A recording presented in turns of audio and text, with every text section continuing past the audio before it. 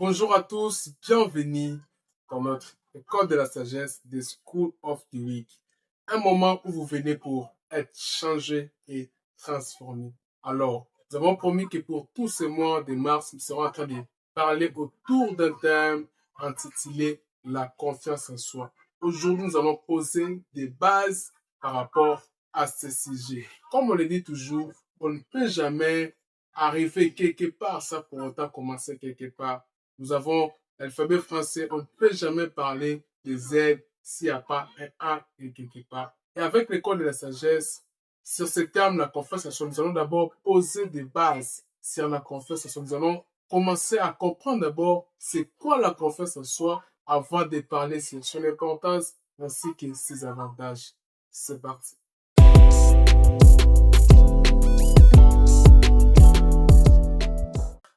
Je ne sais comment est-ce que tu définis la confiance en soi, comment est-ce que tu l'aperçoives, mais avec cette première partie, nous allons découvrir ensemble de manière assez simple comment est-ce que nous pouvons définir la confiance en soi. Nous n'allons pas dire ici que nous avons notre propre manière de définir la confiance en soi, mais nous allons se baser sur une définition initiale déjà donnée par plusieurs auteurs. Nous allons nous fonder, en fait, nous allons rester focus sur cette définition.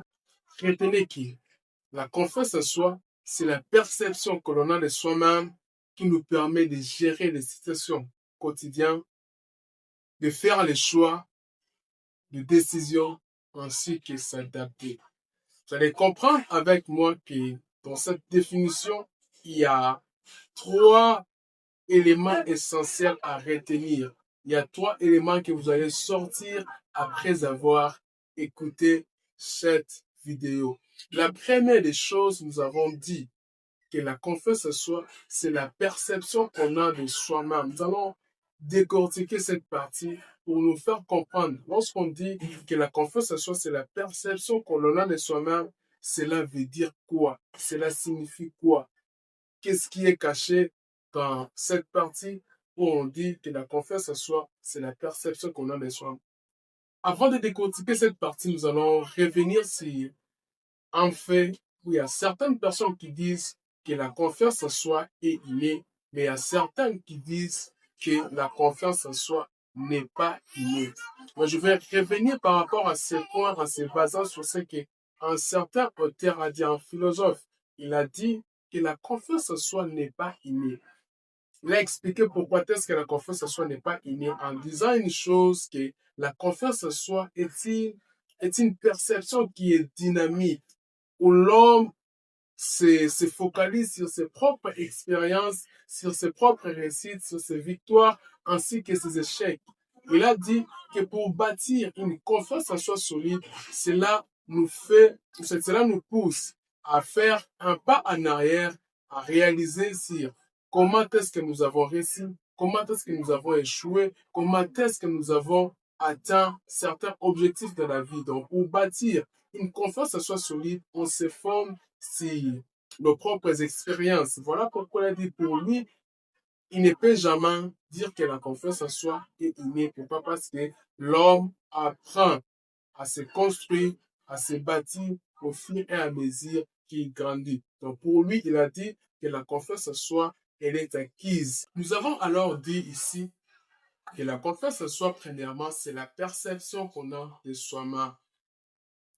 Vous allez retenir ceci de manière assez simple, que la confiance en soi, c'est un ressenti qui est subjectif et non un ressenti qui est objectif.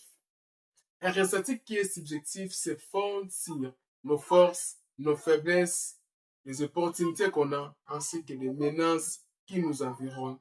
Donc la perception qu'on a de soi-même se fonde sur nos qualités, sur nos compétences, sur nos forces ainsi que sur nos faiblesses. Alors, une personne qui veut bâtir une confiance en soi solide, c'est une personne qui sait quelles sont les forces que j'ai et quelles sont les menaces que j'ai. Donc, pour bâtir une confiance en soi qui sera solide, efficace, cela nous fait référence, cela nous pousse à se fonder sur nos qualités ainsi que nos faiblesses. Mais un ressenti qui est objectif, c'est un ressenti qui est basé sur tout ce qui est apparence physique. Alors, il faudrait retenir que lorsqu'on dit que la confiance en soi, elle est Une perception que l'on a de soi-même, c'est une perception qui est fondée sur nos compétences ainsi que nos qualités. Et la deuxième des choses, nous avons dit que la confiance en soi nous permet de gérer les situations quotidiennes. Chaque jour qui passe, il y a des réalités. Nous faisons face à différentes réalités où nous sommes censés agir et réagir. Et ce qui va nous permettre à être capables à gérer certains stress de la vie, certaines situations, certaines réalités, c'est la confiance que nous avons de nous-mêmes. Donc, si j'ai confiance en moi, je sais que je suis capable, je suis en mesure de gérer tel problème, je n'aurai pas peur de la situation, mais je vais affronter la réalité avec beaucoup d'assurance parce que j'ai une confiance qui est basée, comme nous l'avons dit premièrement, sur mes compétences. Je prends un exemple. Il nous arrive des fois, en étant un élève, en étant étudiant à la faculté, que vous venez du coup subitement, les professeurs annoncent une interrogation. Qu'est-ce qui fera en sorte que tu puisses être capable de prendre ton stylo ainsi qu'un bout de papier et répondre aux différentes questions qui seront posées par rapport à cette interrogation? Qu'est-ce qui fait ça? Qu'est-ce qui va te pousser à prendre ce bout de papier et à répondre aux différentes questions qui seront posées, je m'excuse.